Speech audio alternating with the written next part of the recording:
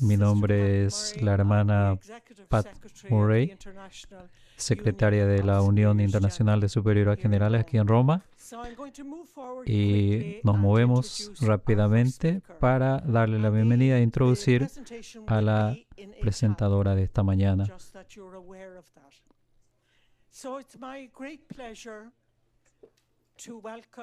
Para mí es un placer darle la bienvenida a la doctora Nicoletta Gatti, que es italiana.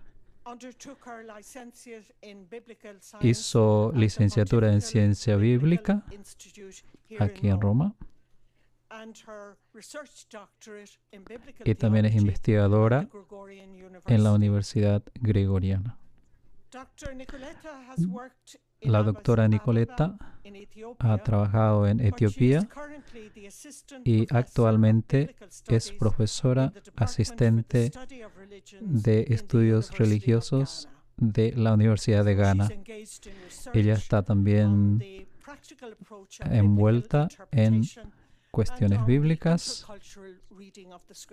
en lecturas interculturales de la Escritura. Te doy la bienvenida para esta charla que nos va a dar. Y gracias. Muchas gracias a todos ustedes. Gracias especiales a nuestra comunidad por haberme dado la posibilidad de reflexionar sobre un tema tan importante, compartir esa reflexión. Ahora podemos ya empezar por nuestro viaje. Como pueden ver en la diapositiva, tendremos una primera introducción. Intentaré enseñar la relación entre la misión y la primera carta de Pedro, puesto que vamos a penetrar en la Sagrada Escritura. Les daré unas cuantas indicaciones sobre la carta y los destinatarios de esta comunidad. Vamos a penetrar en el proceso de reconstrucción de su identidad antes de enfocarnos en nuestro texto, Pedro 2, de 18 a 25. Y finalmente, lo que quizás sea más importante, intentaré detectar unas implicaciones misioneras que serían importantes para nosotros, que vivimos aquí en 2025. Pero, digamos, esta voz es un regalo de la misión porque me ha adorado esta voz nasal. Vamos a empezar por la introducción. No cabe duda de que la misión está en el corazón de la experiencia humana. La misión está en el corazón de la relación que une a Dios con la humanidad y alcanza su momento más intenso en la encarnación. De hecho, la misión Dei es la explicación última de todas las formas de teología, la teología de la encarnación como la cristología kenótica. Dios es misión, porque Dios se comunica, entra en relación con el mundo, no solo para revelarse a sí mismo, sino también y sobre todo para estar con nosotros, para habitar nuestra historia, para hacer suyas nuestras heridas. El encuentro humaniza a Dios y cambia al hombre, porque lo revela a sí mismo, lo transforma, le da una nueva comprensión de su propia integridad y de su meta. Dios llega a él ahí donde se encuentra. Se da esperanza a quien está desesperado, luz a quien camina en las tinieblas y la salvación a quien solo ve violencia y muerte a su alrededor. Mirando a Dios, a su presencia en el mundo, se comprende entonces cómo la misión es antes que nada, antes que cualquier otro concepto y estrategia, ser. La comunidad creyente es misionera, no solamente por lo que cree, proclama, sino por su naturaleza, por su existir. Este ser misión queda atestiguado en la primera carta de Pedro, que nos remonta a los orígenes de nuestra experiencia cristiana, a una comunidad vulnerable, formada por personas descartadas y perseguidas por su fe en Cristo crucificado y resucitado. El autor de la carta anuncia que precisamente en esta marginalidad, en esta tumba en la que la irrelevancia les ha encerrado, su presencia es anuncio de vida, es signo de esperanza, es piedra que edifica, es sacerdocio que ofrece todo y todos a Dios. Su comunión es el nuevo templo, cuya existencia suscita interrogantes porque es signo de esperanza y salvación incluso para sus perseguidores. ¿Cómo es posible todo esto? ¿Cómo puede el silencio de la pequeñez y la marginalidad convertirse en proclamación? ¿Cómo puede la alteridad construir comunión? ¿Y cómo pueden las heridas dar testimonio de esperanza? Intentemos responder a estas preguntas adentrándonos en la carta. En el contexto africano donde yo vivo, la palabra misión suele estar vinculada a experiencias negativas, a las heridas no cicatrizadas de la opresión colonial y al drama de la esclavitud. Recordemos que las cárceles de los esclavos se encontraban a menudo bajo el suelo de las capillas cristianas. En ellas se celebraba la salvación universal traída por Cristo, mientras se pisoteaba y vendía a seres humanos creados a imagen y semejanza de Dios. Al proselitismo obstinado de demasiadas iglesias y sectas que, mediante una lectura a menudo fundamentalista de las Escrituras, proclaman la unicidad de la religión cristiana y aspiran a construir naciones teocráticas donde el otro no tiene cabida. Pero también con esta humanidad, la primera carta de Pedro dialoga asumiendo siempre la perspectiva de las víctimas, las personas que no solamente viven en esta sociedad, sino se ven marginadas en su misma comunidad, puesto que portan otra cultura. Las distintas comunidades a las que se dirige esta carta no parecen tener en su origen personalidades autorizadas, como por ejemplo Pablo o Pedro, sino discípulos anónimos. Tal vez alguien había oído el anuncio del Evangelio en otro lugar, o bien la novedad de Cristo les había llegado a través de mercaderes, soldados o funcionarios de paso. Barnett, por ejemplo, plantea la hipótesis de una evangelización de proximidad gracias a familias que vivían en el mismo barrio. Por ello, la carta presenta la identidad cristiana como una semilla humilde y oculta que, sin embargo, puede transformar las relaciones con todas las culturas y desafiar a todos los sistemas de poder. No se dirige a los líderes de la comunidad, sino a los esclavos, a las mujeres, a las familias, a la gente corriente herida en su humanidad. Son pequeños grupos, minorías dispersas en un imperio hostil que teme su fe, observa sus ritos con recelo.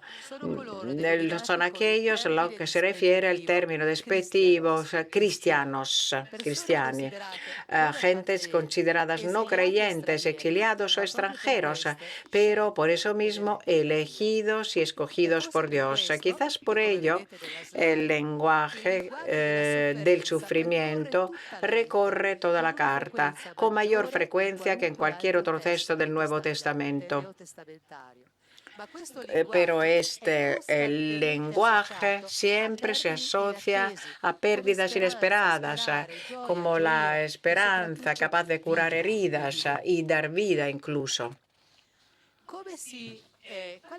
Y ahora, ¿cuál es la forma que asume en este contexto la missio ad vulnera, que es el objeto de este día?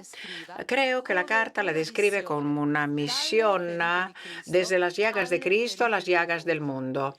La cruz, percibida como signo de maldición o signo de fracaso, interpretada a la luz de la figura misteriosa del siervo de Adonai, se propone como estilo de presencia, anuncio y fuente de esperanza.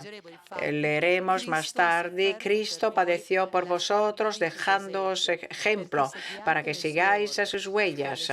Por sus heridas habéis sido sanados.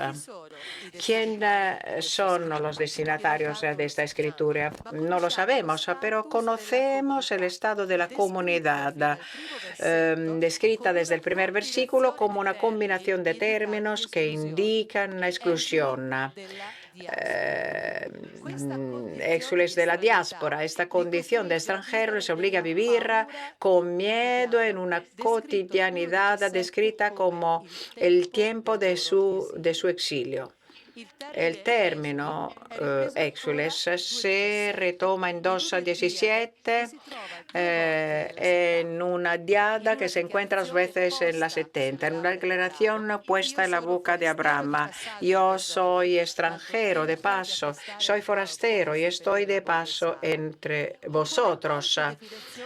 Como una autodefinición del salmista en el Salmo 38, porque contigo soy un extranjero, un huésped de paso como todos mis padres. Los dos términos pueden caracterizar formas distintas de extranjería, pero califican a toda persona que se ve obligada por diferentes motivos a vivir como extranjera, entre hogares en países extranjeros, junto a personas con las que no comparte lazos afectivos, sociales y culturales. Ambos delinean a los no ciudadanos, una categoría que debió de ser bastante numerosa en las grandes ciudades del Imperio Romano. Su condición de extranjero los colocaba en una situación ambigua, ya que eran sospechosos de ser desterrados o expulsados de su patria, uno de los castigos más duros impuestos en la antigüedad. Cuando el término se utiliza en referencia al pueblo de Israel, a una de sus personalidades más autorizadas, como Abraham y Moisés, indica una situación caracterizada por la precariedad social, política y económica, una realidad carente de seguridad, porque está marcada por la alienación social y cultural. El estado político de Israel desvela una extrañeza radical basada en la especial relación que une la comunidad a Dios. En otras palabras, el pueblo está llamado a vivir la condición de extranjero, de alienación, porque depende solamente de Dios. Ahora, estos dos términos no llevan a la conclusión de que los creyentes descritos en la carta eran social y religiosamente diferentes de sus vecinos. Comparten la extranjería experimentada por Israel, la experiencia de ser extranjeros en relación con la sociedad en la que viven. La enviada forasteros y exules adquiere entonces el valor de una metáfora teológica capaz de expresar la no pertenencia a este mundo de quienes que viven el seguimiento de Cristo crucificado. Su condición de extranjeros y forasteros no es, pues, solo uno de los atributos de la existencia cristiana, sino la clave hermenéutica para comprender su identidad cristiana. Son llamados por Dios para cumplir una misión en una situación caracterizada por la hostilidad y marginalidad. El proceso de curación empieza con la construcción de una nueva identidad que no solamente trasciende a las barreras económicas y éticas, sino también de transformar piedras rechazadas en piedras vivas. Un nuevo pueblo en el pueblo de Dios, un pueblo amado y elegido, un pueblo sacerdotal, consagrado, enviado a ofrecer el mundo entero a Dios. La carta guía al lector proponiéndole diferentes caminos. Por ejemplo, la primera, el lenguaje del nacimiento, que vemos en el versículo 1:3. 2:9-10 introduce 3 términos: estirpe elegida, sacerdocio, nación santa, elaos, pueblos, que tradicionalmente se ven atribuidos al pueblo de Israel como señas de identidad. La santidad y la separación para Dios tienen, por tanto, la función perlocutiva de anclar a las pequeñas comunidades insignificantes dispersas en una sociedad globalizada a la experiencia y la historia sagrada del pueblo de Israel. La promesa Tercer elemento, la promesa esbozada en el libro de Isaías 67:18 se realiza en la comunidad de los salvados. Para el pueblo de Israel, la fuente de identidad es la raíz del judaísmo. Pedro intravé en Dios a través de la mediación del Mesías. El primer versículo, la comunidad está llamada a leer paso tras paso su vida en Cristo. Leo solamente uno para obedecer a Cristo. Y seguimos adelante para llegar a nuestro texto 2:21-25. El lector se encuentra con el anuncio de la pasión de Jesús en el contexto de una privación total de los derechos humanos, la experiencia de la esclavitud. Nuestro texto se dirige a los esclavos. Como es sabido, la economía de la sociedad greco-romana se basaba en la esclavitud. La abundancia de esclavos estaba asegurada por las frecuentes guerras, los secuestros, pero también por el impago y por los niños nacidos en la esclavitud sin derechos civiles eran considerados como objetos carentes de honor y de medios de subsistencia, salvo lo que les otorgaba su dueño. Su carta se dirige directamente a esta no persona, siéndolas sujetos en diálogo con Dios. Además, mientras que en otras cartas, como Efesios, representan la última categoría a la que dirigirse, Pedro se dirige a ellos en primer lugar, quizá porque, como sugiere Eliot, quiere convertirlos en paradigma de toda la comunidad de fe. En ellos, en efecto, se pone de relieve la contradicción entre la identidad auténtica dada por Dios y la falsa identidad social. Son creados a imagen y semejanza de Dios y redimidos en la sangre de Cristo. Discípulos llamados a vivir en libertad y amor mutuo. Son testigos de una esperanza viva y, sin embargo, son considerados objetos oprimidos y pisoteados en su dignidad por amos injustos y violentos.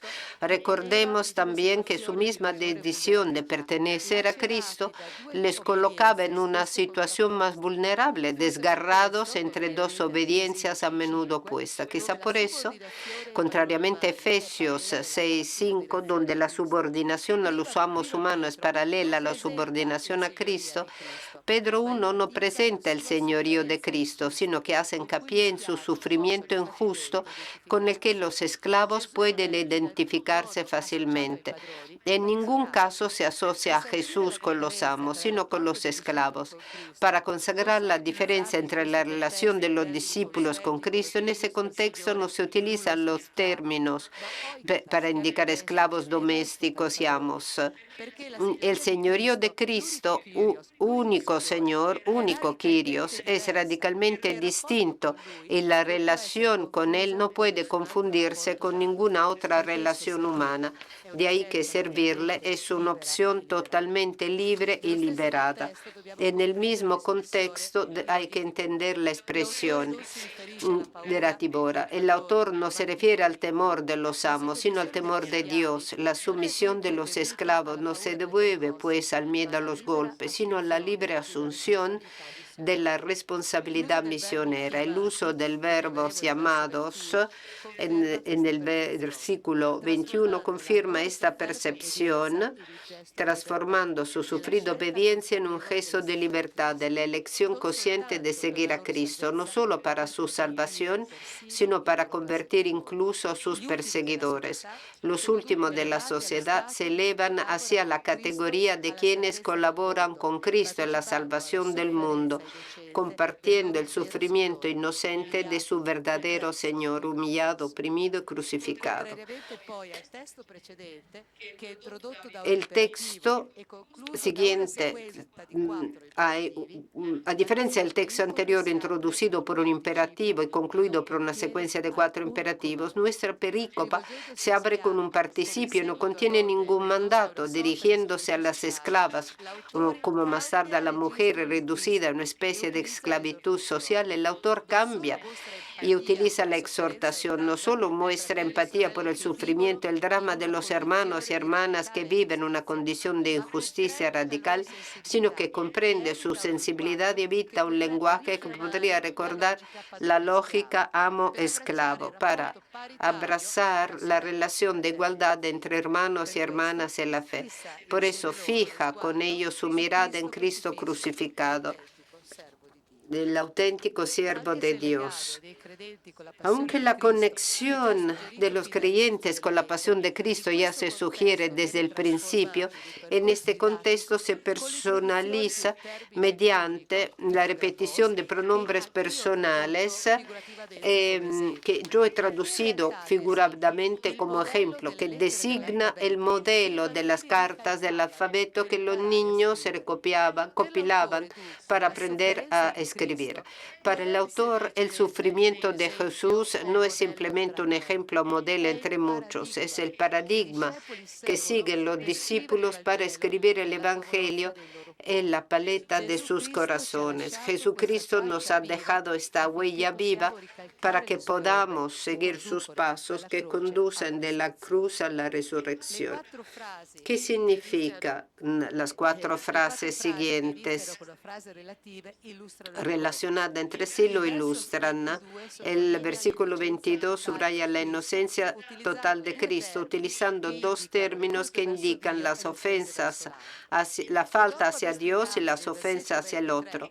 Tras explicar lo que Jesús no hizo, reaccionar insultando, mintiendo y buscando su propia venganza, el autor se detiene en lo que sí hizo, permanecer confiado en el Padre. La falta de represalia no debe interpretarse en el mismo sentido que la apatía predicada por la filosofía cínico-estoica, sino como un signo de confianza absoluta en Dios, el único que puede restablecer la justicia. La expresión no es, pues, una amenaza para los autores, sino un consuelo para las víctimas, porque Dios no solo existe, sino que está de su lado. En un contexto marcado por la fe absoluta en la justicia retributiva, la seguridad de que Dios está de parte de los que sufren es una afirmación revolucionaria. Con esta confianza, el lector puede adentrarse en el versículo 24, que constituye el núcleo de la cristología de 1 Pedro. Mediante un uso creativo del Antiguo Testamento, se entretejen elementos de la pasión de Cristo con frases y alusiones tomadas de Isaías 53, pues dado que Jesús sufrió una muerte reservada a los esclavos y a los que no tenían la ciudadanía romana, se refuerza la identificación entre el sufrimiento de los esclavos domésticos a los que se dirige Pedro y el del siervo sufriente, Jesús. Pedro también presenta el sufrimiento injusto del siervo Jesús como paradigma de la vocación de todo discípulo. Es interesante observar la apropiación de la cita de Isaías: los pecados de muchos se convierten en nuestros pecados. El sufrimiento de Cristo es por nosotros, para los oprimidos. Cristo se ha convertido en maldición sobre el madero.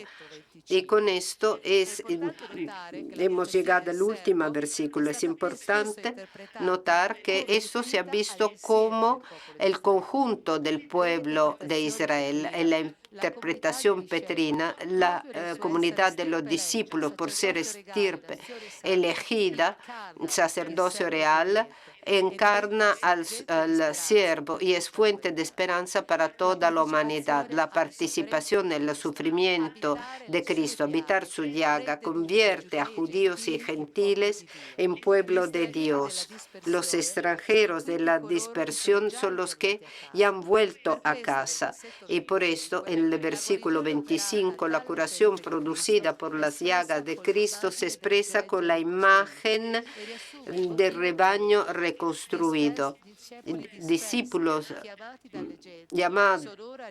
dispersos, llamados de entre los gentiles, son ahora reconstituidos como pueblo en el seguimiento libre del pastor y guardián de su identidad. De este modo, el versículo 25 completa el 21. Seguir las huellas de Cristo, incluso cuando conducen a la cruz, ofrece un camino de salvación, protección y redención. La imagen de la oveja perdida, tomada de Isaías 53:6, caracteriza el pasado desesperado de los destinatarios. Mediante el retorno al pastor y guardián, los creyentes son conducidos fuera de esa pérdida. La doble imagen subraya la autoridad alternativa de Cristo, que manifiesta su señorío, no oprimiendo, sino cuidando, no infligiendo sufrimiento y muerte, sino amando hasta dar la vida en el madero de la cruz. Por lo tanto, la misma palabra en la contextualización de las imágenes es como si Dios mismo se dirigiera a la comunidad de Pedro asegurándoles: eres tú a quien yo he tomado, mi siervo eres tú. Y la misma palabra que reconstruyó al pueblo de Israel en la tragedia del exilio infunde ahora consuelo y esperanza a un pueblo disperso. Y con esto llegamos a la última parte, las implicaciones misioneras. La carta de Pedro nos dice que dar testimonio de la resurrección a un mundo crucificado, curar las heridas de una humanidad que parece vagar en la oscuridad de la indiferencia, requiere un largo camino, un discernimiento constante, pero también una mirada contemplativa capaz de captar la esperanza de una vida nueva más allá del luto y la muerte. Sobre todo requiere el valor de habitar las heridas y la paciencia de esperar su transformación en heridas. Por eso, Pedro insiste mucho en la esperanza, una esperanza abierta al futuro porque se encarna en el presente. Generados por una esperanza vida, anclados en la fe de la resurrección, los discípulos viven en paz, siempre dispuestos a responder a todo el que os pregunte por la esperanza que hay en vosotros. La carta subraya la reconstrucción de la identidad personal que supone formar parte de la historia de la salvación y crecer en la conciencia del amor sin medida de Cristo crucificado. A través de sus heridas, la historia humana ya está generando el reino. En una sociedad profundamente estratificada, Pedro nos recuerda que cada discípulo de Cristo es una piedra viva que en comunión construye el único templo verdadero donde habita Dios y donde toda la humanidad puede encontrarle. ¿Cómo puede la experiencia de estos hermanos y hermanas lejanos en el tiempo configurar la identidad misionera de nuestras comunidades? Les voy a proponer 6 puntos de reflexión. Los ojos en el crucifijo. La carta de Pedro nos permite conocer a una comunidad que vive en carne propia la contradicción de proclamar Mesías y Señor a un hombre que murió como esclavo. Seguirle es fuente de aislamiento, de heridas cotidianas que corren el riesgo de encerrar a los discípulos en la cárcel del silencio y de la soledad que apaga la esperanza. Estas comunidades heridas y confusas, el autor ofrece un camino de reconstrucción de la propia identidad a partir precisamente de la contemplación del escándalo de la cruz. Como recuerda Frankl, quien tiene un porqué para vivir puede soportar casi cualquier cómo. Este aforismo es atribuido al filósofo Nietzsche, explica la capacidad del ser humano para soportar incluso situaciones insoportables como la esclavitud, la guerra, los abusos. Para la comunidad creyente, el por qué es realidad para quién. Jesús herido pero resucitado, capaz de transformar sus heridas en signo de revelación y don de salvación. Segundo, la vulnerabilidad como identidad. La comunidad de Pedro fue llamada por Dios a ser la casa de Dios, una casa acogedora, abierta a todos, incluso a los perseguidores y a los que desprecian su diversidad. Esto presupone la asunción de una identidad que no se contrapone al poder económico y político, a la idolatría de la visibilidad y la notoriedad. La comunidad de discípulos ofrece el poder del servicio, de la entrega, del amor que hace signos de contradicción, porque desafía los ídolos del poder económico, político, cultural y étnico y es marginada, perseguida y crucificada por esto, pero sigue obstinadamente proclamando bienaventurados los pobres, anunciando a un Mesías que se solidarizó con los vencidos, identificándose con ellos. Es el poder en la vulnerabilidad, basado en la kenosis de todo poder clerical y patriarcal hacia una presentación vulnerable de uno mismo, herido y torturado al otro. Entre elección y exclusión, la Carta nos hace conscientes de que hay una línea muy fina entre la elección y la exclusión. La retórica de la exclusión y el miedo al otro, lamentablemente manifestada y alimentada por muchos cristianos e iglesias, no solo desvirtúa el Evangelio, sino que impide su encarnación en la vida. El encuentro con pequeñas comunidades compuestas por judíos y gentiles, esclavos y amos, mujeres sumisas y maridos no creyentes, cuestiona nuestra idea de misión.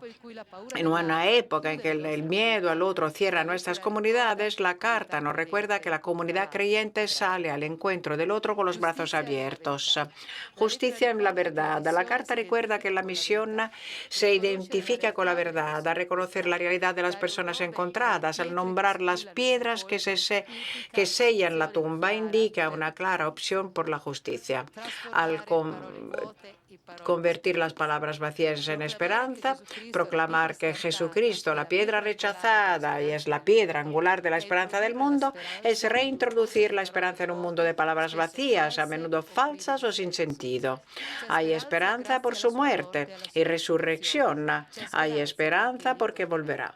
Mientras los cristianos esperan su venida, están llamados a plantar una semilla de esperanza que puede ser regada con sufrimiento y lágrimas, pero que ciertamente crecerá, porque ha sido plantada en la misma tierra que primero recibió la sangre de Cristo.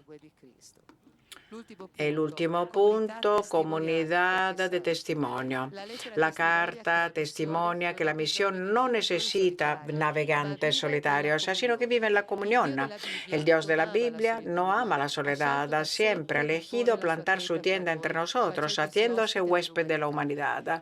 La comunión que une mujeres y hombres diferentes en Cristo es la nueva creación del Espíritu. En un mundo dividido por el conflicto, el miedo y la soledad, Dios se hace encontrable en una comunidad construida en el amor, la justicia y la paz. Por esto hay que revalorizar el sacerdocio común de todos bautizando, evitando que todos los diferentes ministerios creen entre nosotros islas de poder y segregación. La invitación a la santidad, a convertirnos en piedras vivas para vivir nuestro sacerdocio bautismal, nos recuerda que la oración es inseparable de la misión. Nuestros ritos deben contar otra historia, una historia de comunión, de participación y de vida. Y conclusión, Pedro, con su primera carta, se centra en la vida, el sufrimiento, la muerte y la resurrección de Jesús. La paz que da el resucitado no protege, sin embargo. La paz nos permite habitar en el sufrimiento. Permite habitar en el sufrimiento con certeza de que la resurrección de Cristo es nuestro presente. Por eso las heridas infligidas por el odio no solo siguen presentes en el cuerpo glorificado de Jesús, sino que son mostrados por Él a sus discípulos. Allá donde el mar pensaba infligir su victoria, allá donde todos pensaban en un fracaso, se han visto las heridas. Ver las heridas, tocarlas, generas una fe inquebrantable, la humilde certeza de que somos amados en nuestra vulnerabilidad y sanados.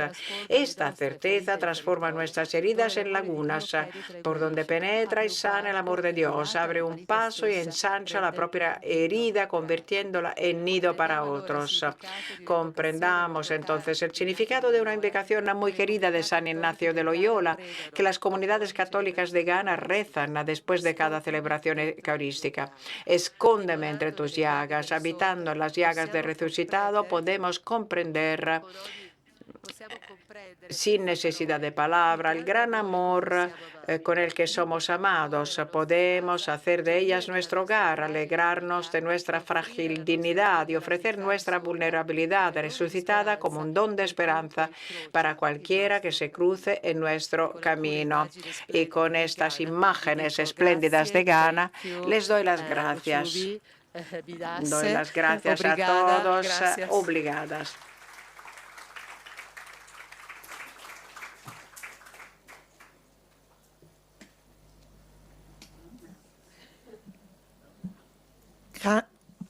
Thank you, Dr. Nicoletta, for that extraordinary overview of the first letter of Peter.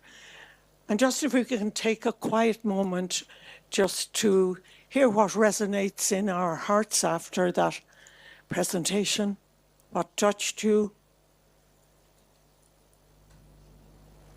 what words, phrases you remember, what questions, reflections you have.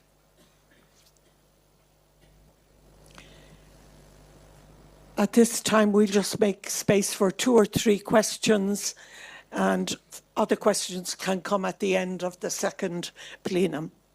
So if anybody would like to ask a question or give a reflection, please raise your hand.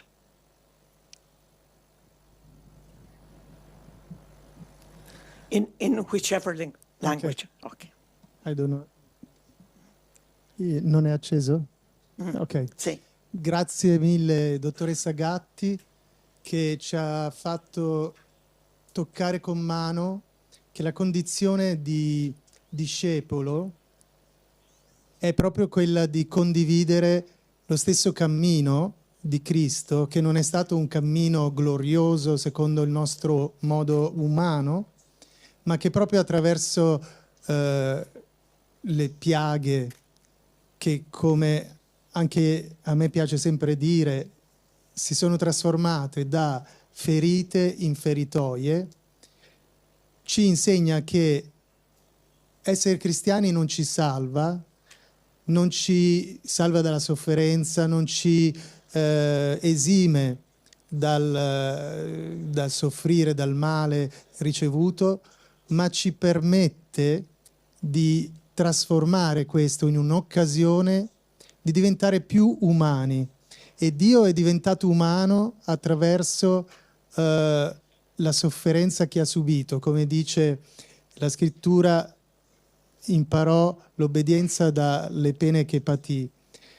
Non è un masochismo, ma è una condizione reale in cui tutti ci troviamo, perché la condizione umana comunque passa per la malattia, la sofferenza, la morte, e Cristo ci fa comprendere che tutto questo non è un incidente, ma è qualcosa che se noi accogliamo possiamo trasformarlo in una vera e propria risurrezione. Quindi mi è piaciuto moltissimo questo suo modo di presentare il cristianesimo come la condizione di un'umanità sofferente, e noi vediamo tanta di sofferenza in questo momento. Proprio coloro che soffrono di più per la guerra, per la fame, per la mancanza di diritti, sono quelli che gridano più forte la speranza nella risurrezione di Cristo. Quindi è un tempo oggi in cui questa lettera di Pietro ci risveglia tantissimo la speranza. Grazie, grazie mille.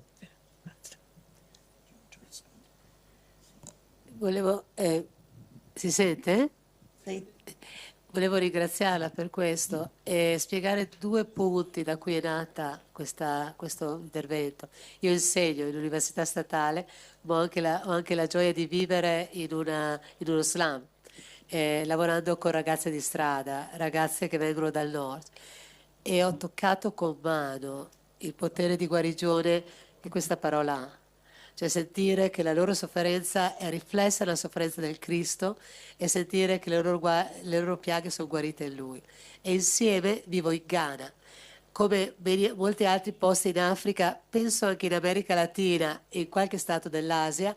In questo momento abbiamo un virus, perché l'unica forma di teologia sembra essere il Vangelo della prosperità. No? E il Vangelo della prosperità insegna proprio questa: se tu soffri non hai fede. Quindi le persone che vivono della sofferenza si sentono dire che la loro sofferenza è la prova che Dio non esiste, che Dio non è dalla loro parte e che sono maledetti. In Ghana si parla per esempio della povertà come un virus e dei poveri come il segno di una maledizione. Quindi capiamo come questo è lontano dal Vangelo, ma questo sta diventando il modello di predicazione e veramente questo modello di predicazione rende i poveri ancora più isolati. E molte volte purtroppo anche nella Chiesa Cattolica per popolarità si segue questo tipo di discorso. Quindi il mio discorso nasceva anche da queste 2 esperienze personali che mi porto dentro. Grazie. Other questions? Please raise your hand. Question from the margins. Steve was challenged, asked for personal comments, so I'm not going to let you off the hook that easily, so you don't feel left out. Just a question here that weighs heavily on my mind in the context of missiology and also the scriptural perspective on suffering. As you surely, as you well know, that this letter is the beginning, the blessing, okay, sets this letter and whatever the whole discourse in an eschatological perspective. And so the fulfillment of our hope is not in this world, is surely in the future eschatological post-parousia reality. Now, my personal struggle, but also something that I will ask you to address, is this. Formation of identity in this letter serve the purpose of enduring suffering with dignity, not ending suffering. And the same Viktor Frankl's famous book that you cited is also about enduring something, enduring suffering, okay, but not overcoming it. It's living through it. So given that eschatological perspective in the scripture, which I would say assumes that the suffering in this world cannot be ended, and on the other hand, we have missiological perspective, which is often about making this world peaceful, better, ending suffering, healing wounds, just the very title, ending suffering. So this is this dialectic here between the missiological perspective and the scriptural perspective. Now, how would you address this tension? Thank you. Grazie per la fiducia, perché se so rispondere a questa domanda sono quasi il Padre Eterno. Ma provo. Ok. La stessa dialettica è presente nelle scritture. Se tu pensi, per esempio, 3 sinottici dicono i poveri li avrete sempre con voi. Invece per Luca no. La comunità credente non avrà più poveri e la mancanza di poveri è il segno dell'annuncio del regno. Quindi questa dialettica tra vivere la sofferenza perché siamo nella sofferenza e in un certo senso superare la sofferenza come segno dell'avvento del regno è dentro la scrittura stessa. La mia percezione è questa, però è una percezione, per cui per favore sicuramente non è una risposta a questo. Io credo che è vero che la lettera di Prima Pietro, anche perché è stata scritta in un contesto apocalittico, e dobbiamo tenerne conto, vedeva la soluzione finale dell'escatologia, no? Anche perché vedevano che in questo mondo non c'era soluzione. Quando sei schiacciato da poteri politici e non puoi muoverci, come fai? Almeno hai una fuga nel futuro. Ma io sono convinta dai Vangeli e dal complesso delle letture che in qualche modo il regno comincia qui.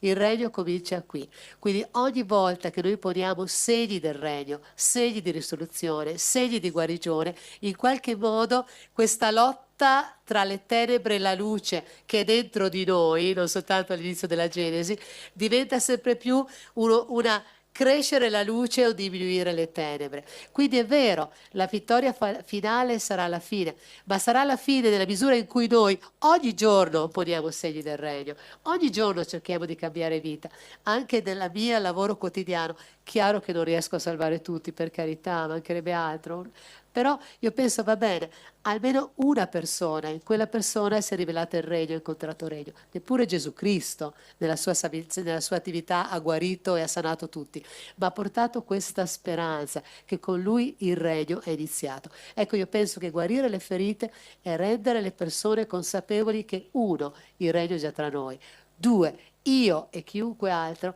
possono porre segni del regno. No? Ti dico una stupidaggine molto semplice, no? Con le ragazze che aiutiamo magari dalla strada a studiare, qualcuna finisce l'università, diciamo che hanno un debito con Dio, che devono seminare segni del regno con altre parti. E mi ha commosso l'altro giorno, proprio stavo partendo, mi ha accompagnato alla stazione delle mie ragazze che è partita dalla strada, ha iniziato la prima elementare a 12 anni e adesso si è laureata in ingegneria mineraria. No? E questa ragazza mi ha detto, sai, come ho usato il mio primo salario? Dico, come? Ho pagato la scuola per 2 ragazze perché anch'io ho seminato 2 segni del regno. No? Ecco. Cioè io penso che davvero seme per seme costruiamo un mondo nuovo. Non ho risposto, scusami, ma è quello che vivo.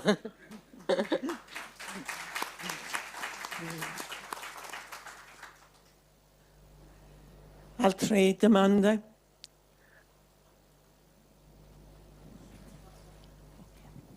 Finalmente una donna.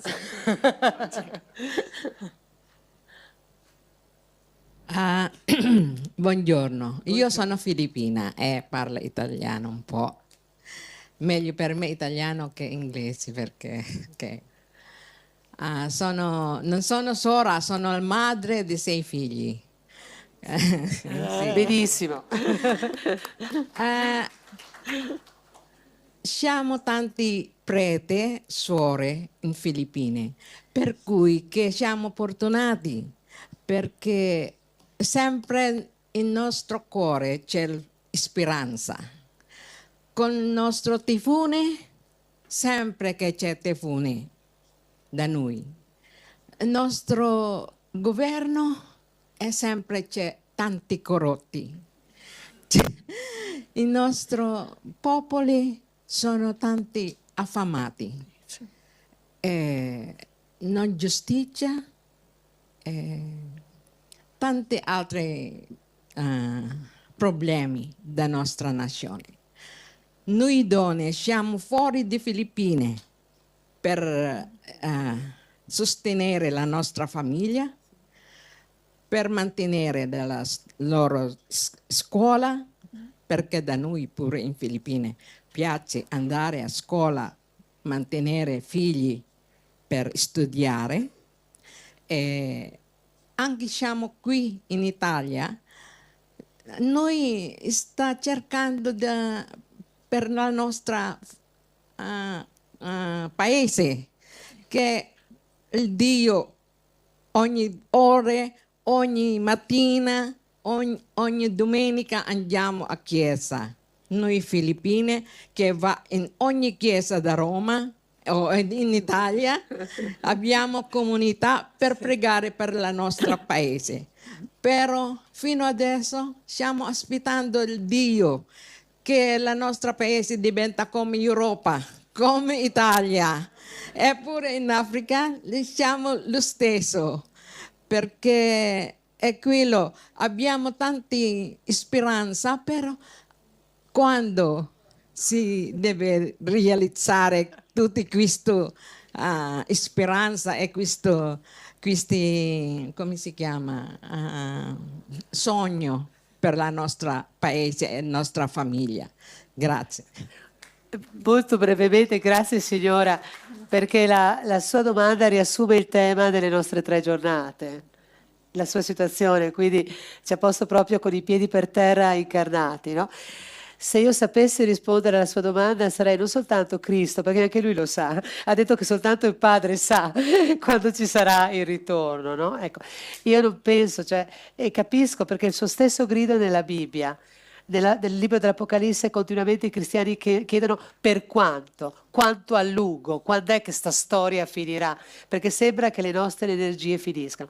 Proprio per questo io penso che dobbiamo essere comunità che ci ricordano nei momenti della fatica la speranza. E questo mi perdona, signora, ma da laica a laica le dico che non è compito dei preti e delle suore. È compito di noi battezzati, perché il Papa ci ha ricordato che ogni battezzato che cosa? Un discepolo missionario. E ovunque siamo portatori di speranza. Ecco. Mi fermo qui perché la sua domanda è molto più importante della mia risposta. I know we could go on, but I have to bring this session now to a close. I want to thank you, Dr. Nicoletta, for your scholarly presentation, but for your humanity rooted in the reality of Ghana and of the world. And that you have challenged us that seed by seed we sow hope, whether we're priest or sister or lay people. This is our mission, and that we do it together in community. Thank you for your inspiration and your grace and your sensitivity. God bless you. Thank you.